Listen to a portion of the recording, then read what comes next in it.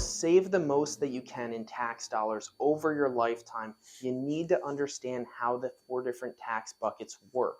The first tax bucket is your taxable bucket. So this is any income that you have coming in.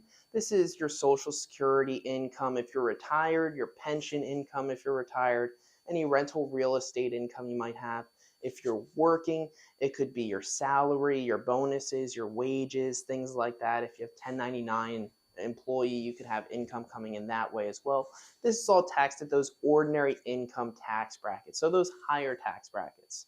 And the way that it works is even if you have a short-term security or mutual fund that you've held on to, and in less than 1 year you sold it, now that's going to be taxed at that ordinary income tax bracket. And that's that first bucket. The second bucket is the tax-deferred bucket. So this is when you save into your 401ks, your 403bs, your 457s, all of those tax-deferred buckets. So if you have your money and you get the tax deduction this year, you contribute to your IRA or your 401k, then that's growing in that tax-deferred bucket.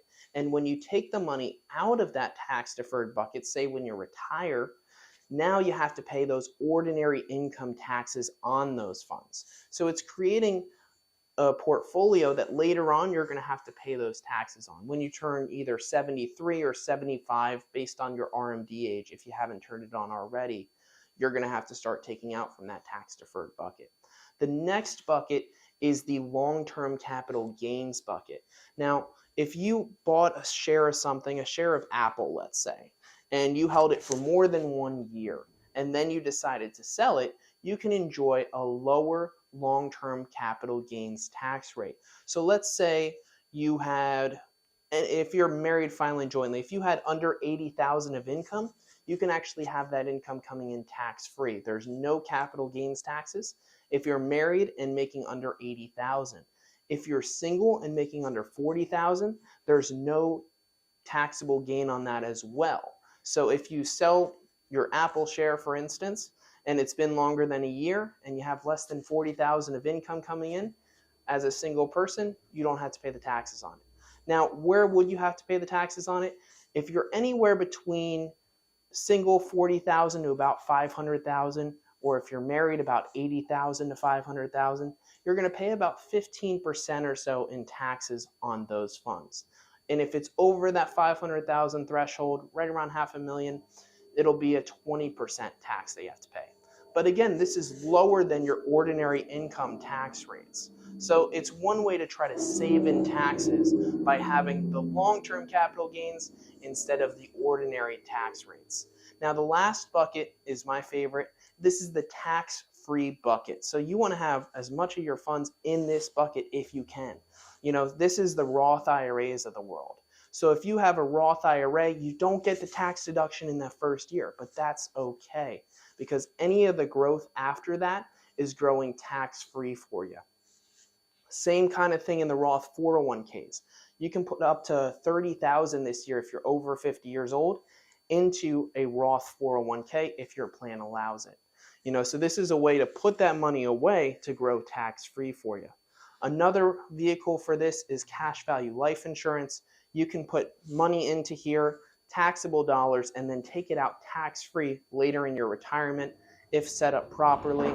Another way that you can have money in that tax-free bucket is through municipal bonds. So if you have a bond that is a municipal bond and you put money into it, you can actually take that interest out tax-free. And if it's in the state that you live in, you can actually get it state income tax-free as well. So something to note is that when you have the money in the municipal bonds, they're not completely tax-free because they can cause taxation on your Social Security because they're included in that provisional formula. Now, what is one strategy that we could use to try to lower your taxes in retirement? One way that you can try to lower it is by doing Roth conversions. Now, disclaimers, they don't work in every situation. Some situations, it does not make sense. It does not pay for you to do Roth conversions. But by having it analyzed, it could make sense for you to do the Roth conversions. It could save you hundreds of thousands of dollars in taxes over your lifetime. And the way that it works is instead of having your IRA or your 401k money continuing to grow until you need to take it out for your required minimum distributions, what you do is you choose to pay the tax now, convert that money into a Roth IRA where it's going to be able to grow tax-free for you.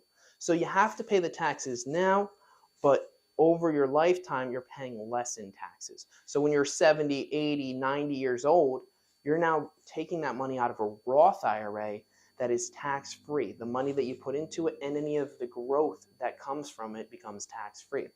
I usually get the question, well, why would I pay the taxes now if I'm going to pay them later, pay them now? What's the difference? Why should I pay the taxes now as opposed to paying it later? And the reason for this is because of the time value of money. You have another 20, 30 years, potentially more, that you're going to have in retirement. And if this is the case, you have to think about the growth of those funds that you have.